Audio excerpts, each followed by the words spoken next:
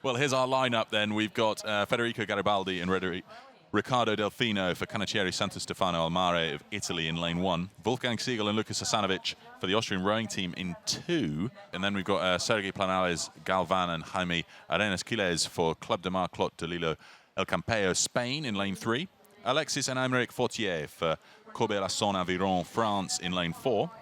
Mike Brake and Joe Sullivan for New Zealand rowing in lane 5. Nathan Hull and Rory O'Connor for Can-Do Rowing Club Ireland in lane 6.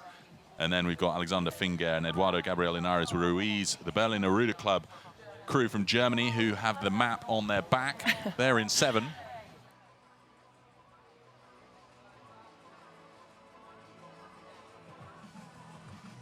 We're going to have a tight race here. There goes the start right here. Yeah, Very they exciting. got into the A final as well as under-19s. I mean, it's an impressive performance from there.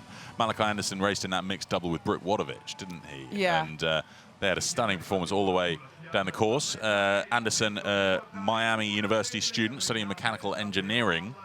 And we'll see how they get off the start here as this men's double sculls race gets underway. Yeah, Malachi's a golden boy of the USA. Really excited for him to be in this race today. He's going to have a future worth following, isn't he? Yeah, for sure. Going to get that guy That's an NIL them. sponsorship. Also, in Finland, Joel Naukarinen, this is his first of 4 races today. I think that's wild. He's by his 4th race, he's going to know this course like the back of Germany's unisuit. Amazing.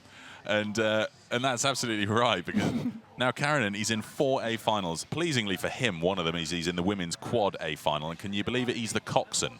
He's an absolute monster of a man. Lovely, of course, but an absolute unit. And he's in the coxswain seat. I mean, they are going to be pulling a lot of muscle around that course that is not going to be contributing to the boat speed. Well, I don't know. I was talking to him yesterday about it. He said as he's learning this new coastal strategy, he'd like to sit in any seat he possibly can so he can understand it from all angles, which I respect that a lot. That's pretty cool.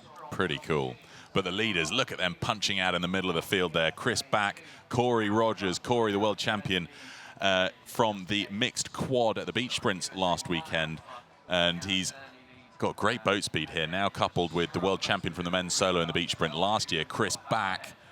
Chris struggled with a little bit of food poisoning last weekend, so he struggled on the beach sprints, but he's over it now, so he's making his presence felt out there on the water. They just switched their lineup 3 weeks ago. They had Chris bowing, but now they have Corey bowing. They're really interchangeable, honestly, between who's stroking and who's navigating, so this is pretty exciting to see them in front. Stunning start for them, isn't it? And they've got at least a length and a half up on their closest contenders. The field pretty packed, and we can see in the middle there, Sweden in the black boat with the yellow trim. That is Dennis Gustafsson and Eskil Borg. They are the world champions of the last 2 years on the trot, so they're stuck in the middle of the pack. And they were the world champions in 2022 in Saundersfoot, Wales, Great Britain, and in 2021 when we raced in Oeiras, Portugal. Impressive athletes here. Eskil Borg just finished studying mechanical engineering, inspired by the great Lassie Karinen, the Swedish single sculler. But they're going to find it really tough. You can see them as the drone zooms over. They're caught right in the middle of a massive pack of boats. Yeah, that's tough because, you want to be first, but if you're caught in 2nd, 3rd, or 4th, it's going to be really tough to make sure that you're getting out around that first buoy without catching on somebody else's blade there. So there's going to be a lot of yelling out there right now for sure. Get out of the way, get out of the way. And it looks as though the Kiwis there in the middle of the picture with the white boat, they are going to get caught up in that as well. Mike Brake in the bow seat, Olympic champion from the New Zealand men's 8 in Tokyo at the Olympic Games, now joined by Joe Sullivan, who's no slouch when it comes to moving a double very, very quickly. But they're not in the top 5, as you can see here. It's Italy 3 currently holding 2nd place from Saturnia Trieste. That's Andrea Serafino and Gustavo Ferrio. Boat speed from the USA is absolutely, oh my gosh, it's so quick. Everyone's moving super quick here right now. We're going to see if these people, these rowers can sustain this speed or if it's just a race to that first buoy. You know, it's really interesting. The speeds we're seeing there in kilometers an hour, that's what we've typically seen the solos get to when they're coasting on a wave. They typically drop back down to 11 or 12. So this is when they're going against the waves. We'll see what they manage to get up to as they make the pivot round towards the marina and the harbour wall, when they're then going with the waves. But this is a great start for Corey and Chris. Yeah, really, really well done.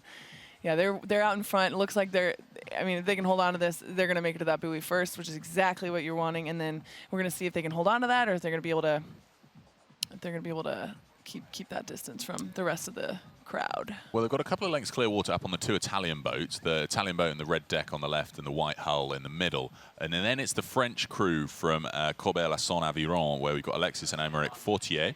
5th place in Oeiras 2 years ago. Good to see them back in the coastal boat. They were just moving up past the Italians. So we'll see whether they manage to take 2nd place behind the USA, where we've got Next Level Rowing currently leading as they're coming up to the turning point here.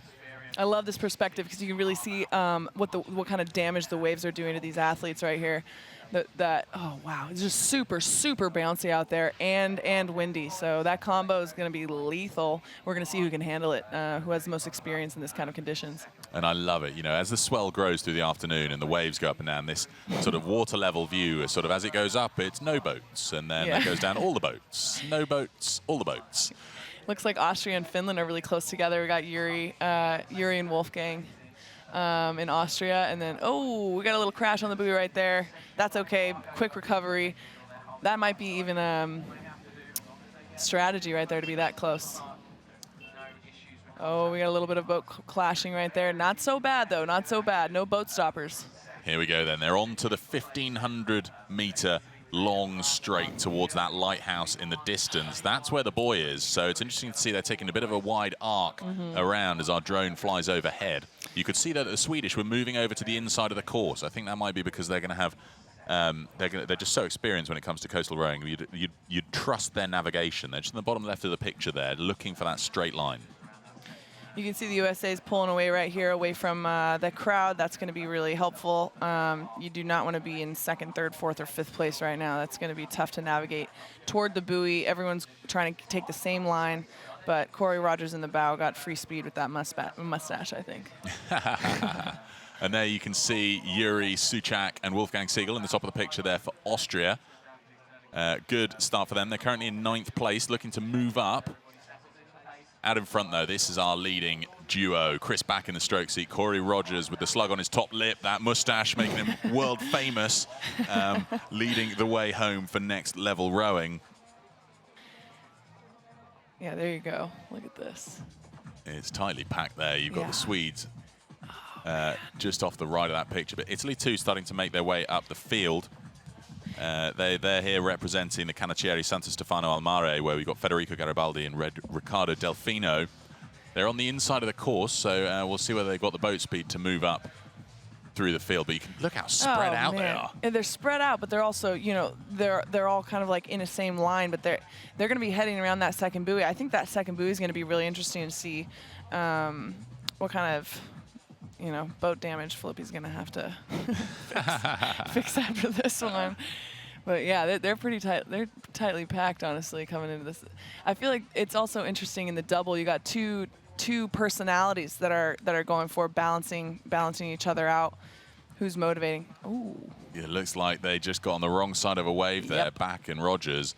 And that really took the shine off their boat speed, didn't it? Now they're getting it back up, but every time they do, they then ride up the back of another wave. So this is that really long slog where some crews are just able to keep the boat speed up. This could cost Chris and Corey because we haven't got the margins as yet. When the graphic pops back up, we'll see whether the closest contenders are narrowing it down again. Yeah, you can see that they're still remaining calm, which is really what you need to do in that sort of situation. Like I said in the last race, you got to control the controllables, and when there is a wave, you're caught on the wrong side of it. There's really nothing you can do except for relax. Wow. Yeah, you can really see those waves beating up those boats right now. I love this. Out there in the deep water, all sorts of waves coming from a variety of different directions, but they're going to be trying to feel for that greater swell that is rolling in the direction they're heading and just try and take advantage of it. The tricky thing is the wavelength is a little bit shorter than the boats are, so they never really get to ride the wave as much as it just lifts their stern and buries their bow into the wave in front of them. But that looks like it's the Finnish boat in the middle. Jolnau Karinen and Ville-Pekka Maikeli from Finnish Coastal Rowing.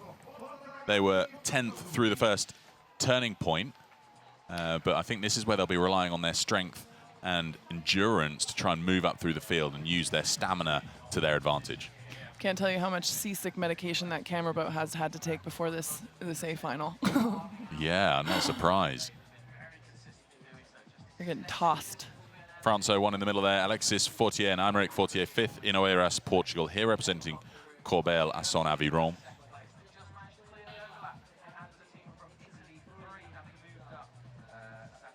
Looking really consistent here. I think that's the main goal.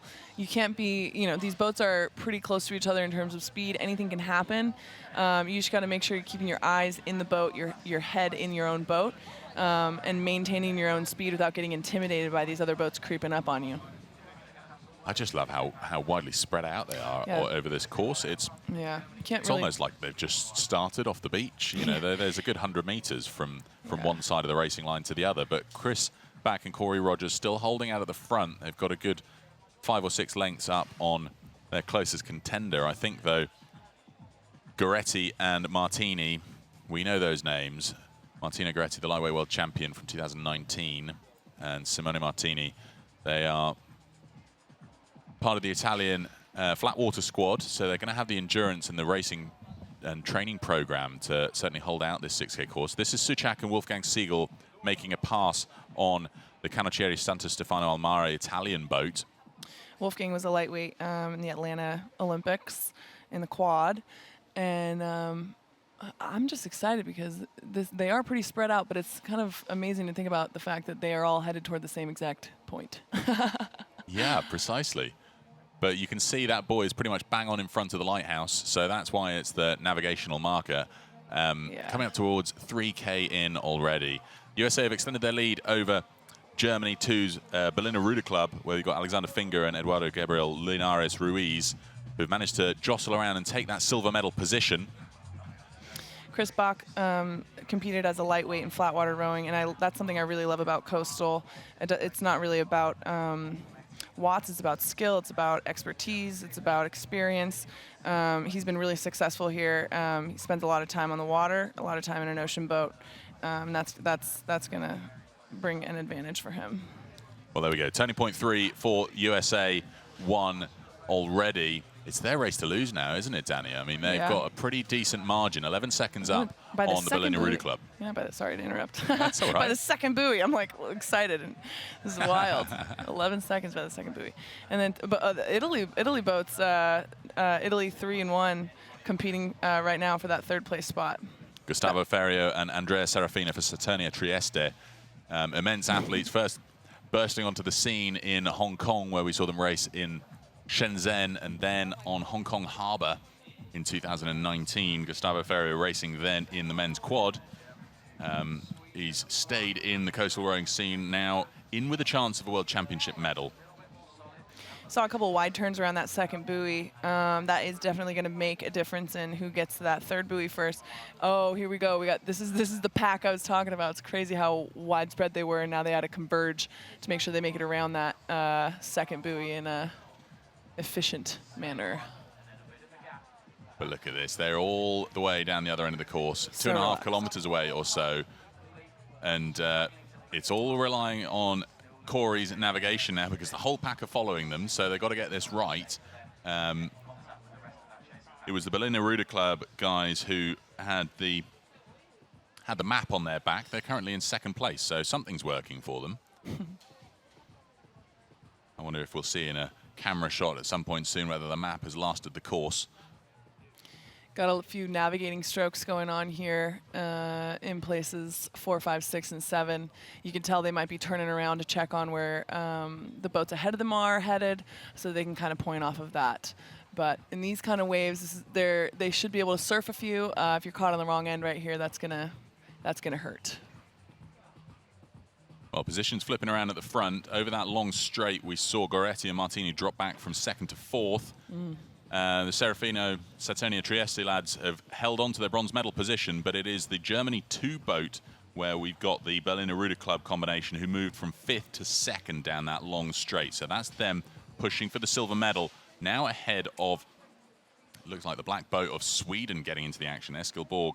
But we'll have to wait for that to be confirmed, because in fact it will be Eskilborg and Dennis Gustafsson. We've lost them from the GPS tracker, but they are in third place behind the German combination of Berliner Ruder Club. So the world champions of the last 2 years, currently in the bronze medal slot. Yeah, it tells you how wild those conditions are if the GPSs are getting knocked around enough to lose signal. Yeah, this is wild. This is just the third buoy. Thinking about how many buoys you have left. You got 7 buoys left in these conditions. The mental aspect here is really going to come into play. You got to stay nice and relaxed. You got to stay calm, and you got to keep relaxing these these big waves, dude. This is crazy, honestly. This is just absolutely chaotic. And these boats are so close together, still. Look at that, Souček. He's always in the middle of everything, isn't he? If you look at a bunch of coastal rowers, you'll see Yuri Souček's blonde locks locked in the middle of them all. Well, they've made it around turning point 4. They're making their way towards turning point 5 now. Wolfgang Siegel and Yuri. Yuri's known for his long hair here. I asked him what his hair care regimen is yesterday. Pantene Profi. Pantene. He's a Pantene guy. If you work for Pantene, make sure you get a hold of Yuri over here. Yeah. Well, he's having a great race so far. Just caught in behind the French combination. I believe that's the Fortier, Emmerich, and Alexis ahead of them. But they're coming up towards turning point 5 now, and our leaders are already around it. So, I mean, they're continuing to pull away. Chris Back, Corey Rogers. This could be Corey's second World Championship gold in the space of 2 weekends. Yeah, that's wild, actually. I mean, you can tell from what I've heard with Corey as a bow seat, it's a lot of yeah, buddy. So I'm sure he's repeating that out there, and it's just amping Chris up to keep going. Well, I was very pleased to see them out for dinner last night in town. Not squirreled away, hiding under some shade somewhere. They're still enjoying the sights here in Barletta because it is a beautiful and historic city. Yeah. But look at this, they're absolutely dominating. It's so far out in front now. They've extended from a 10-second margin to a good 30 seconds or so as they come up towards what will be turning point 6. That's a lot of time to have to try and make up if you're in second place right here. But yeah, they're moving. I mean, I don't want to say it's in the bag, but it's going to be hard to catch up to them at this point. And as they pull away further, that's got to be even more confidence boosting. So as they're going, their confidence must be getting boosted out here. Definitely. I mean, they're in the middle of a 470-meter segment to come up towards turning point 7 next. 7. So we'll see how they get on. I mean, lost track of a few buoys there. You can just see it from this shot. They're just out in the middle of nowhere. Miles and miles and miles from shore. No, not really, but look feels at them like just slicing across the tops of the waves. They're just managing to hold the boat speed so well. I hope we'll get a zoomed-in shot of them soon because I'd just love to see how they're doing that. Yeah. I mean, they just show no signs of slowing whatsoever, but they're a good 4.5K, nearly 5K into this 6K course.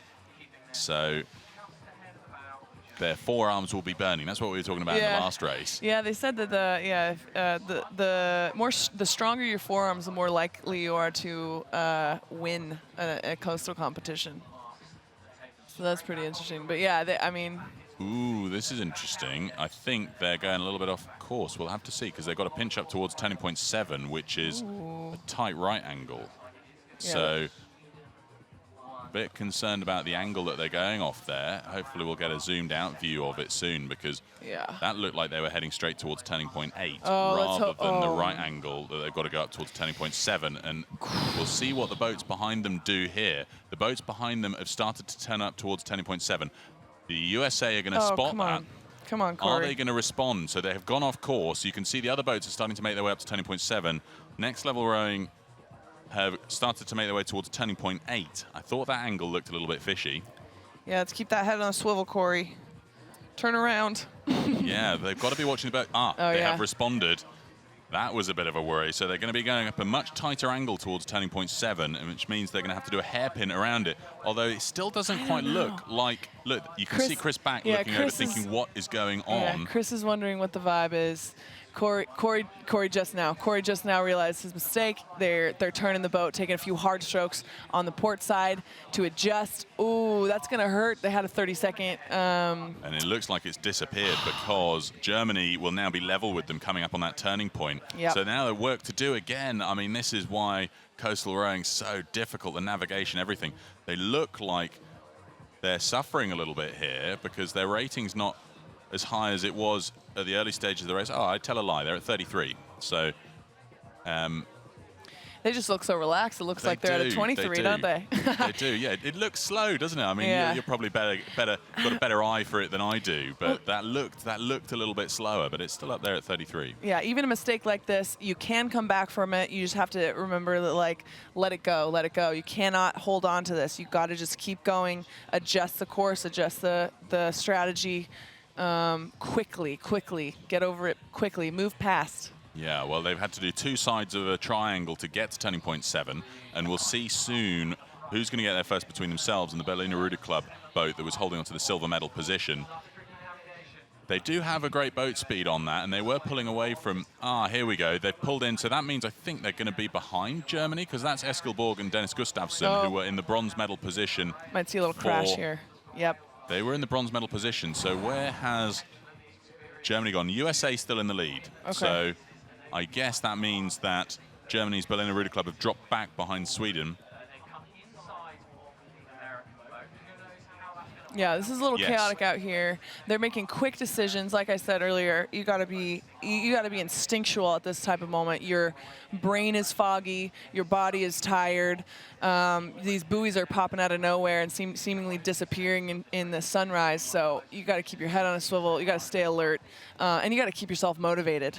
Well, look at this. So it is Sculls and Dennis Gustafsson, the reigning world champions of the last 2 years, now hot on the heels of Corey Rogers and Chris Back from Next Level Rowing USA. There's less than a length separating these two as they come up towards the chicane next. So it's turning point 8, and then we've got 170 meters to turning point 9.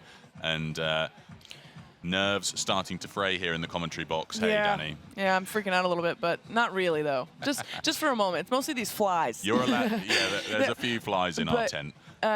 Yeah, but Chris, I mean, you can see that this is definitely a motivator for the second place boat here.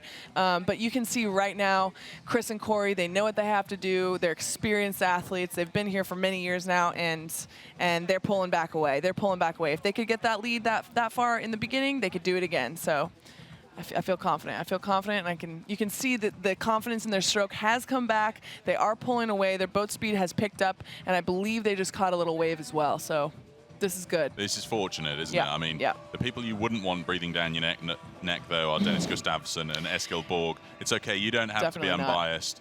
I'm trying really hard to be unbiased, but in the heat of this moment right here, this is very interesting. This is a good race, isn't it? Anything can happen in coastal. One mistake can cost you a good, 30-second lead. It really can, and they are hot on the heels right here. Whoa. Right, they're going to be coming up to turning point 8 now then. So this is where attack mode. The speed and swivel in that USA boat is going to be so important. I mean, we've got to bear in mind that Chris and Corey, they do a lot of the beach sprint racing, which is weaving between buoys. It's spinning around a turning point, so they'll know how to handle this quickly. Oh, risky angle for turning. They go for holding it up on the inside. That opens a door for Sweden to pull up alongside them, and they're going up over some rollers now. This is nail-biting stuff. Yeah, Sweden's capitalizing on this, which is very, very smart, as they should. When you see a weak move like that, you gotta pounce. Sweden is definitely capitalizing on this, but hopefully, in the most unbiased way possible. Let's go, Corey. Let's go, Chris. It honestly might come down to the sprint, because we have the motivation of this mistake for Sweden, as well as like everything else they have going for them in that boat. Well, it looks like the USA did a better line there than Sweden, so Corey's making up for that navigational error earlier. They were right on the button with that turn. He knows he has to. But yeah, look at this. This is going to come down to the sprint, and who's going to get out of the boat for either of these two? They're all going to want to run. Yeah, they're all fast. All of these athletes are super fast on the beach as well as on the water. Sweden won't believe their luck now being alongside the USA. this is going to come down to the beach landing. And to be fair to the USA, they train for that every year, getting ready for the beach sprints of last weekend. So these two, Corey and Chris, have that in the locker. Sweden's Dennis Gustafsson and Eskil Borg, we did not see at the beach sprints last week. So we'll have to find out how their beach sprint exit is going to pan out, but I can't believe this. They're absolutely level. Yeah, neck and neck. And then, you know, we do have the waves coming into the beach as well. That could be a factor here, so keep an eye on that. Oh, looks like Sweden's taking the lead, maybe. One more turning point to go. It's a slight angle around turning point 10, which will find Sweden on the inside of that bend. Unless they're going to have to close in on the USA. You can see them trying to move over. I think they're concerned that they're going to go the wrong side of the buoy, so they push over and just bump the USA into second place. This is not looking good. Corey's trying to figure out the best way to maneuver around right now. We do have, the tighter you are, the better your line is, of course, but the tighter you are, you also have to stop one side usually to get that hairpin of a turn. So we'll see what happens here. It could be an advantage either way. You don't know. We don't know until it happens. A few courtesies being exchanged, approaching the turning point. Now it's time to empty the locker. Yeah. This is where we're going to see absolutely everything put into it. Still trying to pivot the boat around the USA, just pulling around on the outside, but I think there's a clear water margin now for Sweden in that gold medal position. Let's see how the sprint goes. Sweden riding up the wrong side of a wave here. Wow. Yeah, Sweden at 36 strokes a minute. I think the USA, they're going to be up there punching in for a fast sprint finish. Yep. But they're still at 33, so there's a length separating them into this last 200 meters. This is super crazy. Yeah, this is going to come down to the sprint for sure. You can see that they're coming back up neck and neck right here. This is where the endurance and the training in that USA program is going to pay off if they can throw everything onto the water. I mean, Sweden, they are the world champions of the last 2 years, so this is absolutely crazy, this finish. You can see Mike Herman on the beach right here, boat handling. He's about to grab the boat. He's also giving them direction. Come here, come here, come here. Look at this, though. Eskil Borg and Dennis Gustafsson. Amazing performance from them. Stockholm, och Höganäs, Roddförening. An amazing performance. They're going to come onto the beach, perhaps a length ahead of the USA. Wow. And they have just kept a steady course all the way around. They were nestled in the middle of that pack through the first K, and they've just moved through everyone to come up now onto the beach. It's going to come down to the sprint. Corey Rogers getting out quick. Corey's getting out early. He's out early. It's onto the beach. Oh, Corey's coming up the beach. It's quick. Corey alongside. It's going to be a dive across the line. Corey Rogers crosses the line to take it for the USA. Wow. Unbelievable speed. Can you believe that? He did it across the line on the sand. What an amazing performance. Danny crazy. I mean, has tears in her eyes here in the commentary box. And then for the bronze medal, we've got Germany's Berliner Ruder Club. Oh, you got to Alexander Finger and Eduardo Linares Ruiz. Getting out of that boat early, that was quite the call from Corey. That was super risky. It's really hard to run through the waves like that. He's got those long legs that just absolutely pounce over those waves. Was he walking on water or what? That was a wild way to make up for that turn. Well, I'll tell you what, Danny, that was the beach sprint training paying off in a coastal finish. Absolutely. I mean, Corey knew get out early, even in a slightly deeper water than you'd expect. You are quicker on your feet when you're in the slightly deeper water, then the boat moves. And he just had the gas up the sand there. So the world champions, Chris Back and Corey Rogers for Next Level Rowing USA. Silver goes to Dennis Gustafsson and Eskil Borg for Stockholm, och Höganäs, Roddförening, Sweden. And then the bronze medal to Germany's Berliner Ruder Club, Alexander Finger and Eduardo Gabriel Linares Ruiz. Welcome to Well, how cool was that? The tension's barely dropped here in the commentary box. I mean, so exciting, that finish. The second of our A finals, the men's double sculls. Here's a replay of that start. You can see the black and yellow boat of the Swedes, Eskil Borg and Dennis Gustafsson. They weren't the fastest off the beach, though. Chris Back and Corey Rogers, a lightning start for them, getting them out to the early lead through turning points 1 and 2. Eskil Borg and Gustafsson in the middle of that pack, but they just motored through the field on that back straight, 1,500 meters, pulling up into the leading 3 or 4 boats. And it was down through those chicanes that Sweden just continued to chug their way up the field. And this is them coming around one of the final turns as they move up alongside the early leaders, the USA. And it looked as though the USA had lost it, but here is that sprint. Corey Rogers knew that with the lightning legs on the beach, he'd take the gold.